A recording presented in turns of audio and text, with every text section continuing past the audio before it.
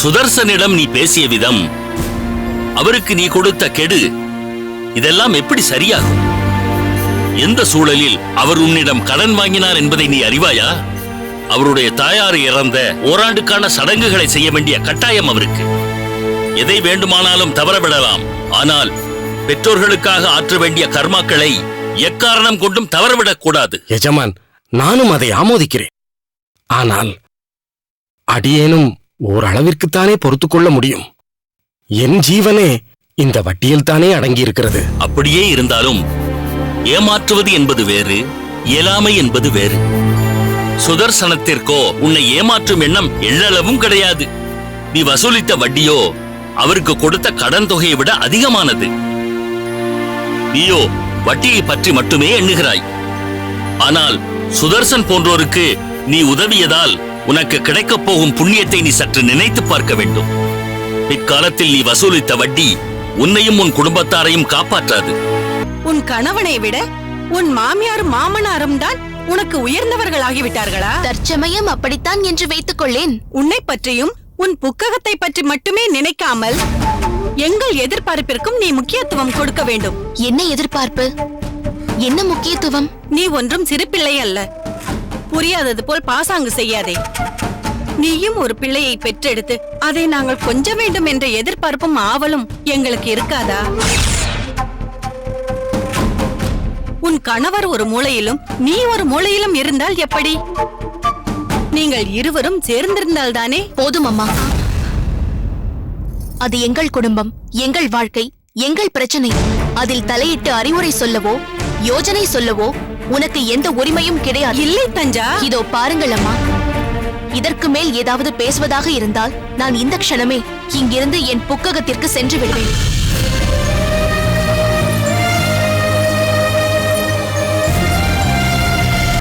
எப்படி இருக்கிறான் உன் மருமான் ராமானுஜன்? வேறென்ன விசேஷங்கள்? ராமானுஜனும் அவன் பாரியால் தஞ்சம்மாம்பாளும் தங்கள் ஆசியில் நலமாகவே இருக்கிறார்கள். மருமான் ராமானுஜனுக்கும் மருமான் பிறந்திருக்கிறான். தாசரதி என்ற திருநாமம் சூட்டப்பட்டுள்ளது. மருமானுக்கு மருமானா? மிகவும் சந்தோஷம். சம்பிரதாயத்தின் அடுத்த தலைமுறைக்கு ஒரு குறையும் இல்லை. இப்போதே வரும் கால பிரகாசம் தெளிவாய் தெரிகிறது. சரி, ராமானுஜன் தன் கிரகஸ்தாசிரம கடமையில் ஊற்றமாய் காரியங்களை செவ்வனே செய்து கொண்டிருக்கிறானா? பெயருக்கு கிரகஸ்தாசிரமத்தில் தான் இருக்கிறான். ஆனால் என்னப்பா ஆனால்? பிரம்மச்சரிய ஆசிரமம் போல் வேதாந்த சூத்திரம் கற்க பாடசாலையில், அதுவும் வெளியூரில் சென்று சேர்ந்திருக்கிறான். வெளியூர் பாடசாலை என்றால்? திருப்புட்குழியில் யாதவ பிரகாசரின் பாடசாலையில். என்னை இங்கு வந்து தனிமையில் நின்று விட்டாய்? அமுது செய்யவில்லையா? பசி இல்லை பெரியப்பா.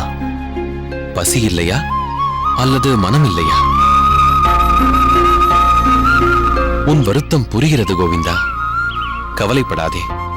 உன் அம்மாவிடம் பேசி புரிய வைத்து விட்டோம். நீ திருப்புட்குழிக்கு செல்லலாம். நம் மாணவ சிரோன்மணி சபேசன் வெளியூர் சென்று பல பாடசாலை மாணவர்களையும் வென்று வெற்றி கொடி நாட்டி வந்துள்ளார். இதில் ஒரு விசேஷம் என்னவென்றால், நான் இவனுக்கு போதித்த பல விஷயங்களை அப்படியே கையாண்டதுதான் இவனை இந்நிலைக்கு கொண்டு வந்துள்ளது என்றால் அது மிகையாகாது. மிகவும் உண்மை குருதேவா. தாங்கள் ஒரு கல்லையும் கவிபாட வைப்பவர், ஒரு மண் துகளையும் பொன்னாக்க வல்லவர். ஒரு சாதாரண மாணவனாக இந்த பாடசாலைக்கு வந்தவன் தான் இந்த சபேசன். ஆனால் இன்றோ உங்களால் இவன் ஒரு சபையேறி பலரை வாதிட்டு வெல்லும் அளவிற்கு உயர்ந்திருக்கிறான் என்றால், தங்கள் சாதுரியத்தையும் மேதா விலாசத்தையும் புகழ 1000 நாக்கு படைத்த அந்த ஆதிசேஷனாலும் முடியாது.